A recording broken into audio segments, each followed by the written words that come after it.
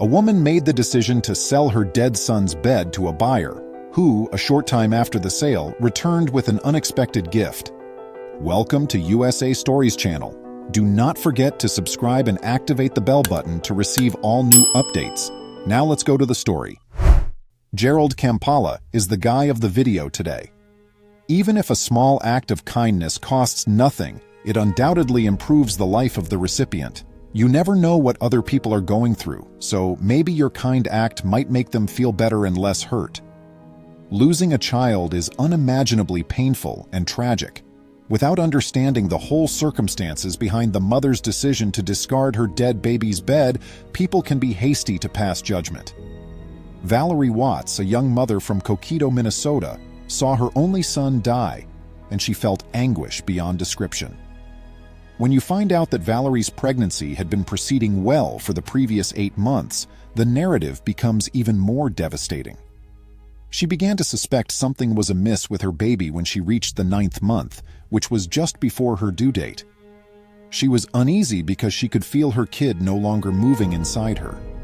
The physician said that because her son's umbilical cord was clamped, the newborn was deprived of oxygen and nourishment.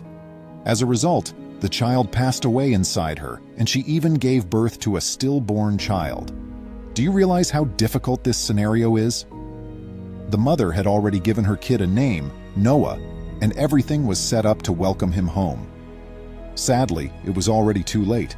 Any mother would find it quite difficult to get over that kind of nightmare. Valerie wasn't sure what to do with Noah's belongings when she had finished her grieving. He had a beautiful nursery set up and many of clothing for him, but regrettably, his mother had prepared all of these treats for him, but he wasn't there to be spoiled. After a year, nothing had changed in Noah's room. Everything was still in its original location. It must be quite difficult for the mother to constantly looking at the belongings of her dead child and not be able to recognize him. Keeping these items around would just serve as a constant reminder of her loss's agony was pointless.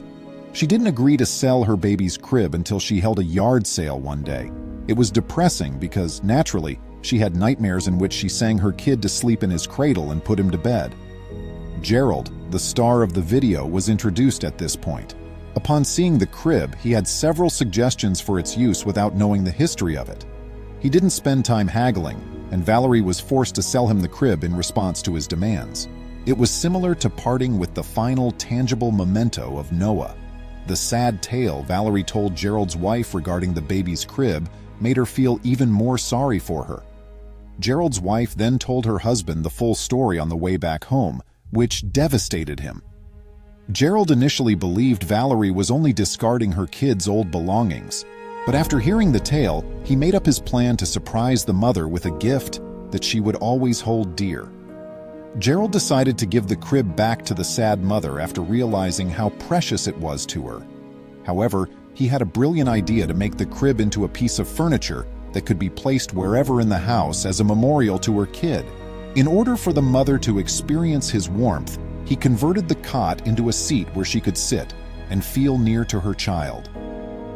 Gerald only wished to let Valerie know that her kid is still there in the world. Valerie was unaware of the surprise Gerald was planning for her. He returned to her after a week of the yard sale, the baby's cradle transformed into a lovely bench that would serve as her sanctuary. Valerie was touched by this really kind act of support and empathy from a perfect stranger who understood her loss. Gerald is one example of the wonderful individuals in the world, and Valerie was happy to know that. How wonderful! Because to Gerald's empathy and understanding, Valerie is aware that she will always owe him. Gerald offered Valerie a precious sense of company, a crucial element in assisting the bereaved and wounded in their healing process so they may gradually move on. We must acknowledge that we are not alone in this planet. There are others who have experienced several disasters that have drained them of their emotions and left them almost recognizable. Although some people make an effort to hide their pain, this does not negate its presence or imply that we should ignore it. Let's get into the habit of helping those who appear to be in pain while keeping them aware that they are not alone. Since we are all involved, we are also affected.